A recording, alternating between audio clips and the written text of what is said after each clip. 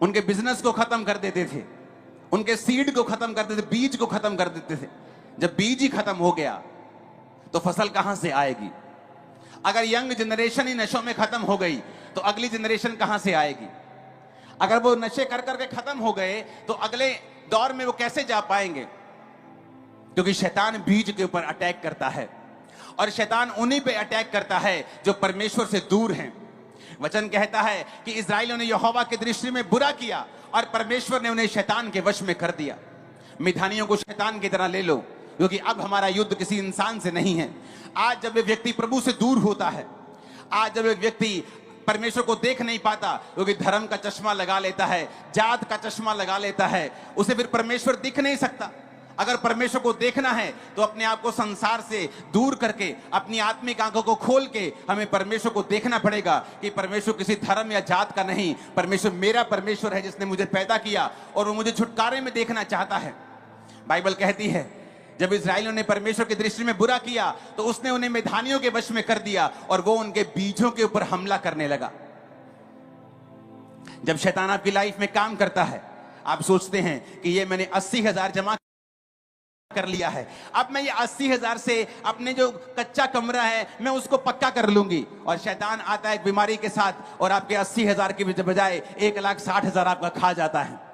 आप सोचते हैं ओ मैंने अपने बच्चे के लिए सारा कुछ दे दिया है, मैंने बड़ी मजदूरी की है, मैंने बड़ा काम किया है, मैंने घरों का काम करके, मैंने खेती करके, कैसे भी करके अपने बच्चों को बड़ा किया है, और शैतान आता है और उन्हीं बच्चों को नशे की लत लगा देता है, क्योंकि शैतान हमेशा बीज के ऊपर हमला करता है। आप सोचते हैं कि अब मैंने कुछ कर लिया है, अब मैंने अपने बच्चे को फौरन भेज दिया है, और वहां से न्यूज आती है कि आपके बच्चे का एक्सीडेंट हो गया है, क्योंकि शैतान बीज के ऊपर हमला करता है, आपके बिजनेस के ऊपर हमला करता है, आपकी सेहत के ऊपर हमला करता है। वचन कहता है कि जो खुदा से दूर होगा शैतान उस पर हमला करता है। ये नहीं कि परमेश्वर उस पर हमला कर रहा है, परमेश्वर दुख नहीं देता। आप अपने बच्चों को दुख नहीं देते हैं, आपके बच्चे आपसे दूर भी हो जाए तो आपको दुख नहीं देते, लेकिन आप अपने बच्चों की सुरक्षा नहीं कर पाते जब बच्चे आपसे दूर होते हैं। जब आप परमेश्वर से दूर हो जाते हैं, जब आप दुनिया के पाप में चले जाते हैं, व्यभिचार में चले जाते हैं, चोरियां करने लगते हैं, कुंडियां डालने लगते हैं, अलग अलग प्रकार के आप गलत काम करने लगते हैं, तो बाइबल में लिखा है आप परमेश्वर की दृष्टि में आप पापी बन जाते हैं। जब आप पापी हो जाते हैं तो शैतान के पास अधिकार होता है कि वो आपके बीजों के ऊपर हमला कर सके और आपके ऊपर अटैक कर सके। लोग बोलते हैं अगर परमेश्वर जिंदा है तो हॉस्पिटलों में लोग मर क्यों रहे हैं? अगर परमेश्वर जिंदा है तो इसका इकलौता बेटा कैसे मर गया? इसके अभी 3 महीने पहले शादी हुई थी, ये कैसे मर गया? परमेश्वर ने उसे नहीं मारा, शैतान ने उसे मारा है। जब हम प्रभु से दूर होंगे तो परमेश्वर की सुरक्षा फिर हमारे जीवन में काम नहीं करती। जो परम प्रधान के छाए हुए स्थान में बैठा रहेगा वो सर्वशक्तिमान की छाया में ठिकाना पाएगा, लेकिन वही ठिकाना पाएगा जो उसके छाए हुए स्थान में बैठा होगा। अगर हम परमेश्वर से दूर हैं तो शैतान हमारे बीजों के ऊपर हमला करता है। वो नहीं चाहता हमारे बच्चे नशों से आजाद रहें, वो नहीं चाहता हम बीमारियों से आजाद रहें, वो ये चाहता है कि हमेशा हमारे फाइनेंस के ऊपर अटैक होता ही रहे, हम कभी घर ना बनाने पाए, ब्लेसिंग ना लेने पाए, हमारे बच्चे कभी आजाद ना होने पाए, हम बीमारियों से रहित होने वो कभी नहीं चाहता शैतान। वो चाहता है कि हम फंसे रहें। और बाइबल कहती है परमेश्वर जो प्रेमी परमेश्वर है, जो पिता है, जो आपकी तरह जो जब एक पिता अपने बच्चे के लिए जान तक देने के लिए आ जाता है, वो परमेश्वर आपके छुटकारे का इंतजाम करता रहता है और वो आपको छुटकारा देना चाहता है। वो आपके बीजों को नष्ट होने से बचाना चाहता है, जिस तरह गिदोन को उसने चुना। पुराने समय में उसने मूसा को चुना। मूसा पूरी इजरायली कौम को, 20 लाख के करीब लोग थे, पूरी इजरायली कौम को चमत्कारों के द्वारा उन्हें वापस ले आया। परमेश्वर ने गिदोन को चुना। वचन कहता है कि जब परमेश्वर ने गिदोन को चुना तब भी इजरायली दुखी थे, क्योंकि वो परमेश्वर से दूर हो चुके थे। परमेश्वर से दूर थे तो शैतान ने बीजों पे हमला किया और इजराइलियों ने फिर परमेश्वर की दुहाई दी। जब इजराइली परमेश्वर की दुहाई देने लगे कि पिता हमें बचा, हमने पाप किया है, आगे से पाप नहीं करेंगे, आगे से कोई गुनाह नहीं करेंगे। बाइबल कहती परमेश्वर ने गिदोन से बात की। परमेश्वर ने कहा गिदोन, 8 आयत में लिखा यहोवा ने इजराइलियों के पास एक नबी भेजा जिसने कहा इजराइल का परमेश्वर यहोवा यूं कहता है कि मैं तुमको मिस्र से ले आया और दास्तव के घर से निकाल ले आया। मैंने तुमको मिस्रियों के हाथ से जितने तुम पर अंधेर करते थे सबों के हाथ से छुड़ाया कि उनको तुम्हारे सामने से बरबस निकाल कर उनका देश तुम्हें दे दिया। मैंने तुमसे कहा मैं तुम्हारा परमेश्वर यहोवा हूं। एमोरी लोग जिनके देश में तुम रहते हो, उनके देवताओं का भय ना मानना, परंतु तुमने मेरा कहा नहीं माना। यहोवा का दूत बांज वृक्ष के नीचे बैठ गया, जो ओपरा में अबीएजेर अबीएजरी योआश का था, और उसका पुत्र गिदोन एक दाखरस के कुंड में गेहूं इसलिए झाड़ रहा था कि उसे मिधानियों से छुपा रखे। यहोवा ने के दूत ने दर्शन देकर कहा गिदोन से, हे शूरवीर सूरमा, यहोवा तेरे संग है। गिदोन ने उससे कहा, हे मेरे प्रभु विनती सुन, यदि यहोवा मेरे संग होता तो क्या हम पर यह विपत्ति पड़ती? जितने आश्चर्य कर्मों का वर्णन हमारे पुरखा कहकर करते थे कि यहोवा हमें मिस्र से छुड़ा नहीं लाया, वो कहां रहे? अब तो यहोवा ने हमको त्याग दिया है और मिधानियों के हाथ में कर दिया है। तब यहोवा ने उस पर दृष्टि करके कहा, अपनी इसी शक्ति पे जा, तू इस्राएलियों को मिधानियों के हाथ से छुड़ाएगा। क्या मैंने तुझे नहीं भेजा? ऊंची आवाज से बोलो हालेलुया, ऊंची आवाज से बोलो हालेलुया। तो वचन कहता है कि उस दूत के सामने गिदोन ने भेंट को रखा,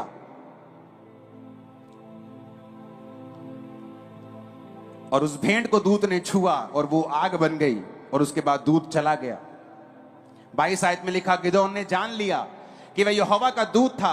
तब गिदोन कहने लगा, हाय प्रभु यहोवा, मैंने तुमको यहोवा के दूत को साक्षात देख लिया है। यहोवा ने उससे कहा, तुझे शांति मिले, मत डर, तू ना मरेगा। तब गिदोन ने वहां यहोवा की एक वेदी बनाकर उसका नाम यहोवा शालोम रखा। वे आज के दिन तक एबीएजरियों के ओपरा में बनी है। ऊंची आवाज में बोलो हालेलुया। वचन कहता है कि इस्राएलियों ने जब परमेश्वर की दुहाई दी, परमेश्वर ने फिर एक व्यक्ति को भेजा, उसका नाम गिदोन था। जब परमेश्वर ने कहा, गिदोन, हे शूरवीर सूरमा, यहोवा तेरे संग है कि तू जाकर अब इस्राएलियों को मिधानियों के हाथ से छुड़ाएगा। और उसने पता क्या कहा? उसने कहा, मेरा कुल मेरे सब परिवार में सबसे कंगाल है। कहता मैं सबसे छोटा हूं। हालेलुया। और उसने कहा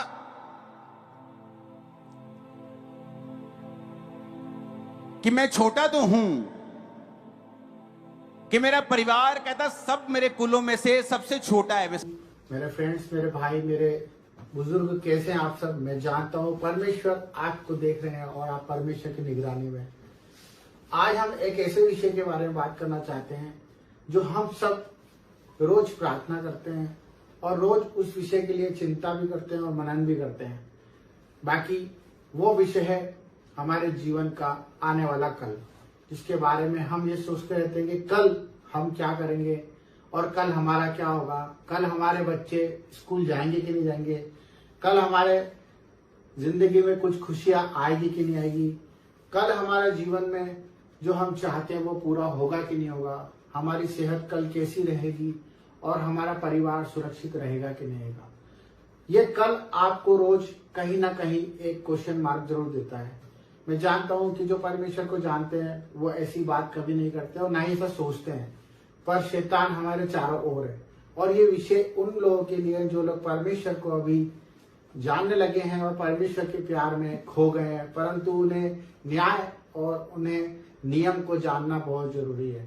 क्योंकि कल परमेश्वर ने हमारे लिए क्या रखा है, अगर हम इसको जान गए तो शायद हम कल की चिंता करना बंद कर देंगे। जिस तरह परमेश्वर का वचन कहता है कि कल की चिंता ना कर, कल की चिंता आप खुद के लिए कर लेगा, आज के लिए आज का दुख बहुत काफी है। यही वचन परमेश्वर ने हमें इसलिए दिया है क्योंकि जो लोग भविष्य की चिंता करते हैं, जो अपनी खुद की सेल्फ चिंता करते हैं, जो अपने परिवार की चिंता करते हैं और कल के विषय में मनन लगा के अपनी पूरी जीविका खराब कर लेते हैं और ये नहीं सोच पाते कि हमें कल क्या करना है, उसी विषय में परमेश्वर हमें कहता है कि तू कल की चिंता मत कर, कल की चिंता आप खुद कर लेगा, आज के लिए आज का दुख ही काफी है। मेरे प्यारे मित्रों और प्यारे भाइयों, मैं आपको ये बताना चाहता हूँ कि परमेश्वर ने हमें ऐसा क्यों बोला है। क्योंकि परमेश्वर ये जानते हैं कि हमारे बच्चे उसके ऊपर विश्वास करेंगे। क्योंकि जो अनंत जीवन का स्वामी है, जो राजा होगा राजा है, वो हमारे कल की नहीं, वो हमारे जीवन की रक्षा करता है। हमारे पूर्वजों से उसने हमें गोद ले लिया है, उसने हमें मोल देकर चुकाया है। और हमें स्वीकार कराया जिस भी हालत में थे हम। जब हम पहले ऐसे थे, जब हमारे भविष्य के बारे में हमें नहीं पता था, जब हम अपने बारे में सोच सोच कर गलत गलत कदम उठा लिया करते थे और पाप में पड़ जाते थे और उस पाप का परिणाम भी बहुत बड़ा बड़ा भोगते थे। पर हम क्यों नहीं जानते कि आज हम वही गलतियां, वही व्यवहार वापस करेंगे तो हम किस तरह से प्रभु के कहलाएंगे। जिस तरह से परमेश्वर ने हम पर दया रखी, अगर आप उस दया को जानना चाहें तो हम कैसे अपने आप को जान सकते हैं, कैसे जान सकते हैं और कैसे जान सकते हैं। ये वही वचन है जो परमेश्वर का हमें सिखा रहा है कि तुम कल की चिंता मत करो। मैं जानता हूँ आज मेरा भाई कैंसर में है, मैं जानता हूँ कि आज मेरी बहन परेशान है, कर्जे में है, मैं जानता हूँ मेरे भाई उन अपने भाइयों से लड़ रहे हैं, अपनी चीजों के लिए, हक के लिए दौड़ रहे हैं, अपने काम काज की चिंताओं में, ऑफिस के टेंशनों में, अपने वर्क की टेंशन में बहुत कुछ अपना खो रहे हैं, अपना आनंद खो रहे हैं। मेरे भाई बहनों, ये विषय परमेश्वर ने हमें इसलिए दिया है कि जब हम इस चीज को छोटा करेंगे, अपने कामों को अनुशासन से करेंगे, नियम से करेंगे और अपने मुख पर सच रखेंगे, हमसे जो होता है हम उसी को करें। हमारी आंखें जितना देखती हैं हम उसी को अपना काम का सोता बनाया, उतना ही चले जितना हम चल सकते हैं, क्योंकि परमेश्वर ने हमारा बोझ अपने ऊपर ले लिया है। व्यर्थ चिंता ना करें, हमें चिंता करने की कोई जरूरत नहीं है, क्योंकि परमेश्वर ने क्रूस पर अपनी जान दी, अपने इकलौते पुत्र को हमारे लिए इसलिए दिया कि हम नाश ना हो और हम विजय के जुलूस में चले और परमेश्वर की महिमा को देखें। और परमेश्वर की महिमा जब भी होती है जब हम परमेश्वर के पीछे अपना क्रूस उठाकर चलते जाते हैं। तो मेरे भाई बहनों, ये आपको समझना है कि हम अगर कल की चिंता करते हैं तो परमेश्वर के उस नियम को तोड़ते हैं जो परमेश्वर ने हमारे लिए बलिदान दिया। अगर आप महिमा देखना चाहते हैं और परमेश्वर के कामों को देखना चाहते हैं तो आज के आनंद में खुशियों से जियो, आनंद से अपने परिवार के साथ खुशियां मनाओ और प्रभु की आराधना करो, प्रार्थनाएं करो अपने पड़ोसी के लिए और अपने लिए भी। Thank you. जय मसीह।